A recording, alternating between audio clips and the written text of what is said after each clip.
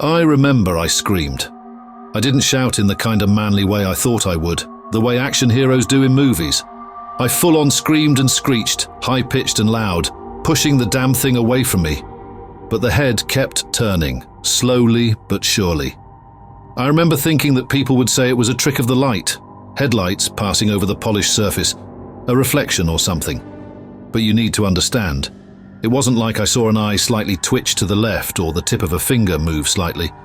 The bloody thing's head, the whole of its head turned on the neck. Bits of plaster and paint flaked off as it did, like it was cracking up and crumbling because of the movement, as if the paint had been on skin and left to dry, but now when the thing moved, it just fell off in pieces. I continued screaming as Dano shoved and pushed to try to get away from the thing, but it wouldn't let him. As all these cracking, popping sounds started coming out of it, the arms, all too long and slender, started moving too. They kind of arced around and articulated the way the legs of a crab or a spider might, and as they folded back in on themselves, they grabbed a hold of Dino, pulling him slowly but inevitably in. I stopped screaming and started kicking, punching, and slamming my fists into the thing that was as hard as rock. It made no difference. The limbs kept tightening and I could see Dino slipping forward toward the thing's face. He was pushing and fighting, trying as best as he could to get away, but it had its legs wrapped around him like it was hugging or embracing. 6 legs or arms all grasping, and the more he struggled, the more it pulled him in. It was like watching a spider wrap up a fly in its web. The way it moves and manipulates the prey with those thin legs as more and more thread is woven around it. I remember seeing the hands, all of them like plaster, cracking and splitting as they bent and stretched. The fingers doing some kind of weird articulation like they were waking up, then crawling onto Dino's coat and grabbing hold, all the time pulling him in and forward. At first I worried that he might be crushed against the surface of the thing's face and chest, but as I watched, I realized that it was worse than that because the thing's mouth opened.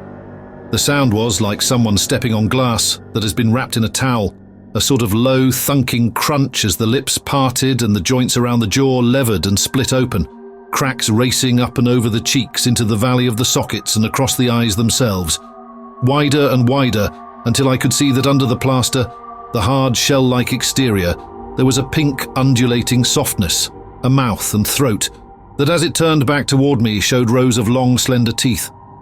The mouth continued to open wider and higher than it should have, the angle becoming impossibly wide and mouth impossibly large, all whilst Dino was screaming and crying in a fit of blind panic, trying to push and claw with his hands, fighting against the slow, inevitable pull inward toward that open mouth. I don't know how to say this. It was trying to eat him. I ran around and behind the truck and screamed as loud as I could for Glenn to come help.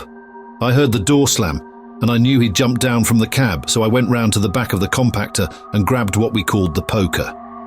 Now officially we shouldn't have that piece of apparatus, but then officially the compactor is supposed to work every time. But obviously sometimes it doesn't, things get stuck or they go in at funny angles. So the poker, it came in handy. It was a sharp iron rod that we kept strapped to the compactor side with all the brooms and shovels and stuff, and we sometimes used to stab things and move them around. Again, like one of those demons stuffing someone in with a pitchfork. I don't remember thinking about what I was going to do next. I just sort of did it without thinking. I turned back around and, well, it was eating him. Like the top half of his body, his head and his arm. And everything was already, you couldn't see it because it was already in the thing's mouth, just disappeared into its throat. Whether it had already bitten it off and was chewing him, or if it was digesting him somehow, I don't know, but I couldn't watch. Even if it was already too late, I couldn't just stand there and watch it eat my mate. So I just ran forward with the poker, like I was holding a javelin or a spear for something, and I just aimed it at the soft bit right in the side of its mouth. I hurt it and all. You damn right I hurt it, it squealed this horrible high-pitched squeal as if someone had set a pig on fire, and it kind of recoiled, still with the rod sticking out of its insides. It moved backward and let Dino drop, or at least what was left of him. I grabbed onto the end of the poker, yanked it out, and went to stab again, but the thing moved. It dropped down horizontally, legs or arms or whatever they were, splayed out on either side like a massive crab, with a human face, and it scurried, 6 legs skittering and scraping and moving all at once. Seeing it run up the side of the church and toward the woods was like watching a giant spider the size of 2 Alsatian dogs running into the trees. I dropped the makeshift spear and ran toward Dino. His body was there on the pavement, his right arm and upper chest still perfectly intact, but his head, right arm and shoulder were completely missing. Throughout this whole thing, Glenn, our manager, had been standing like a statue rooted to the ground with fear and watching the scene unfold. Looking up from Dino's tattered remnants, I saw Glenn leaning over, shocked, impotent, and with a huge wet stain around his crotch. He had been unable to help during the fight, but now he sprung into action. "Give me that," he shouted, grabbing the iron rod from my grasp and pushing past me toward the church building. Leaving what was left of Dino lying in a crumpled heap, Glenn became preoccupied with another matter entirely. Using the end of the poker, he smashed heavily at something in the corner between the church building and the sacristy wall.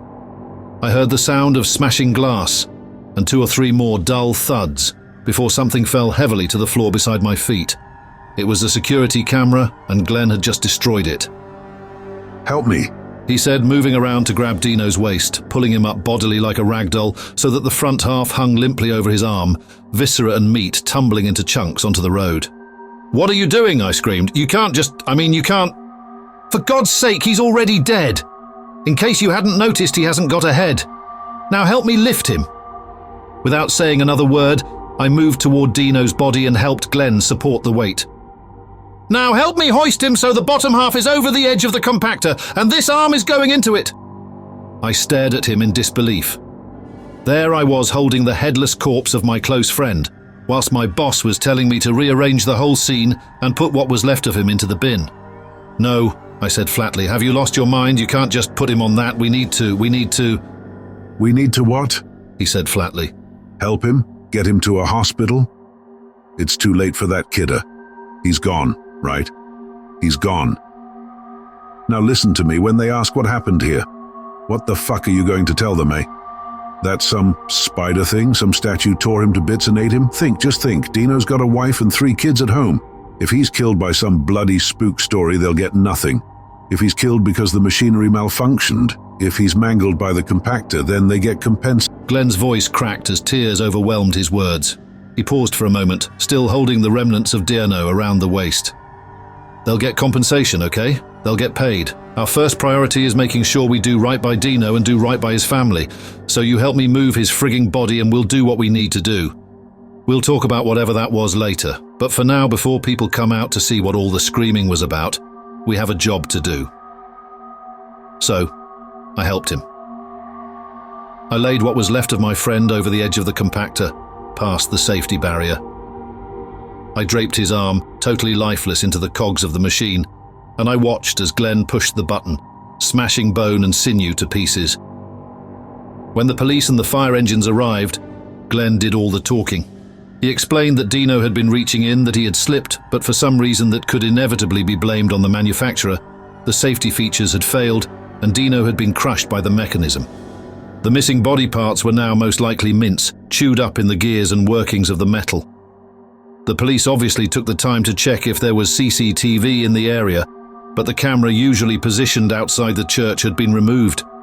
It must have been knocked off a while ago, because Dino had picked it up and thrown it into the compactor, where it had been smashed to pieces. He never mentioned the statue or the thing that ate my friend. I'm telling you not because I think you'll do anything, but because I think it needs to be on record. Whatever it was that did that to him, I'm going to find it. Me and Glenn, we'll find it and we'll kill it.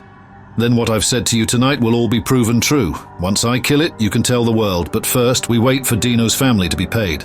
Like Glenn said, that's the first priority.